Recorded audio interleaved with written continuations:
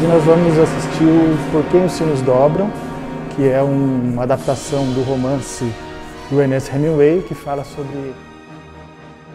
Ricardo Pereira é um jornalista, professor, alguém que tem uma paixão muito grande por cinema desde a mais tenra idade. Meu pai sempre passou filmes para nós, tanto minha irmã quanto eu éramos crianças, então nós crescemos assistindo filme e vendo o filme não apenas como diversão, mas vendo o filme também como algo que educa, algo que ensina, né?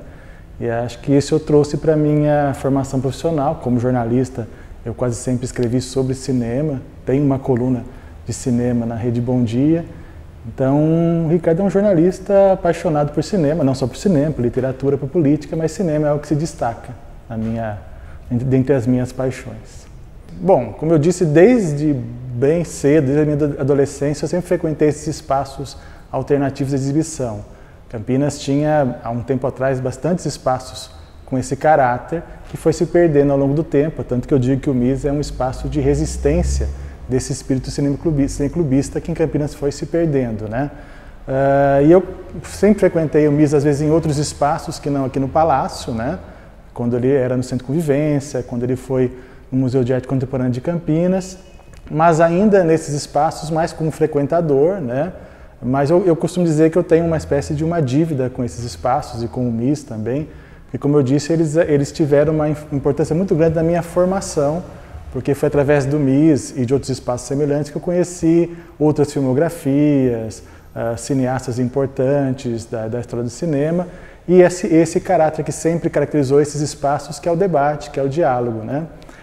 Depois eu fiquei um tempo fora, né? E quando eu voltei em 2011, eu procurei o MIS já com a vontade de fazer sessões de cinema aqui, né? Já conheci o espaço, sabia que tinha essa possibilidade, e aí conversando com o Orestes, eu iniciei em 2011 um ciclo que existe até hoje, que é o Cinema e Literatura, né? Que é todo primeiro sábado do mês, eu exibo um filme baseado num grande clássico da literatura, que é outra paixão minha, como eu disse, né? E que eu acho que é a oportunidade que nós temos de discutir não somente a adaptação cinematográfica, mas discutir essa arte que é um pouco, acho, negligenciada, que é a literatura. Então eu conheço o MIS há bastante tempo, né, como frequentador, desde 2011 frequentando assiduamente, mas já como curador. Foi um filme do Godard, foi Acossado. O primeiro filme que eu assisti no MIS foi o Acossado, do Jean-Luc Godard. Isso ainda lá no Centro Convivência. Era uma sessão até com poucos frequentadores, mas eu me lembro que ainda não era nem DVD, era exibido por o que seria a antiga forma de exibir filmes, né?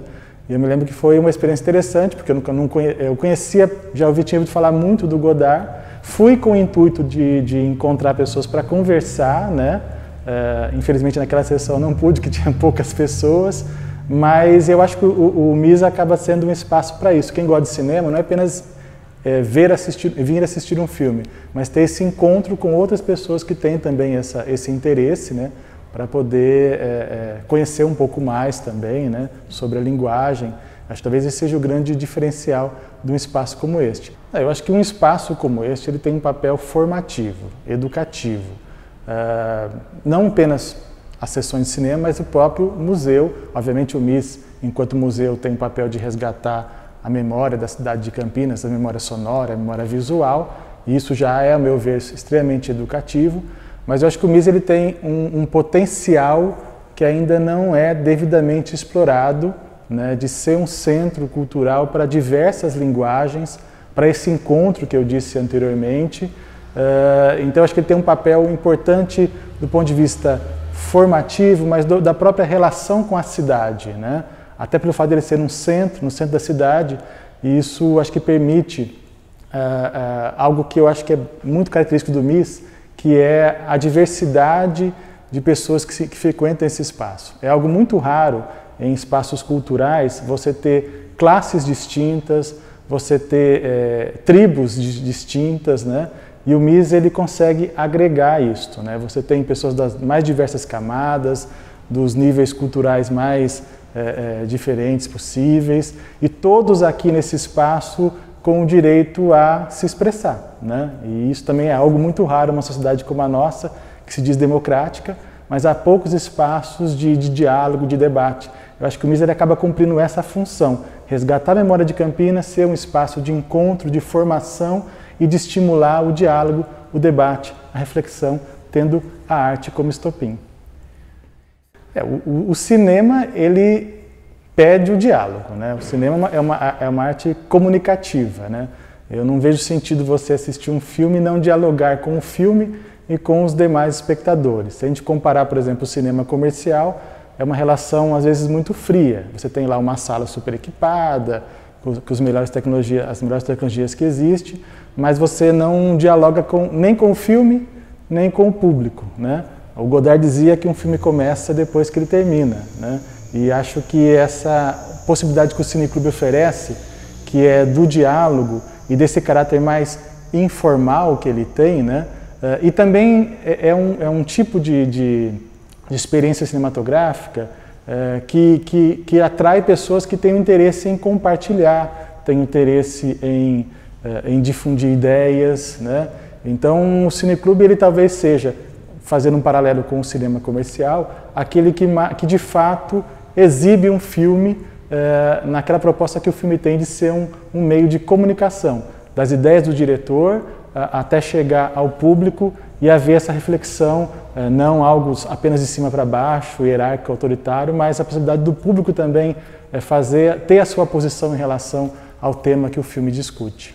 O curador ele é aquele que dá o ponto de partida de toda essa reflexão que eu comentei.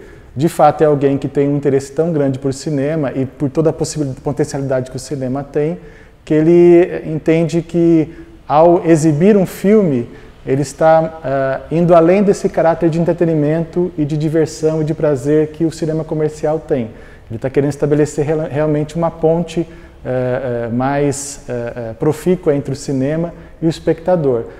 Então é alguém que tem um caráter de compartilhar, né? Então já tem uma postura que até também é muito rara numa sociedade individualista, né? Você tem uma vontade coletiva, né? de colocar suas ideias e expor as ideias que o filme traz.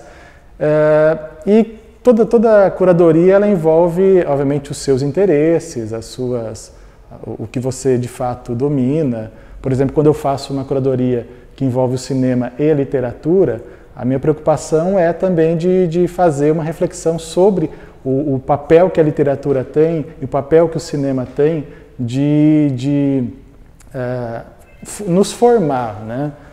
Então, acho que eu vejo a curadoria, até por ser professor também, né, como algo extremamente educativo.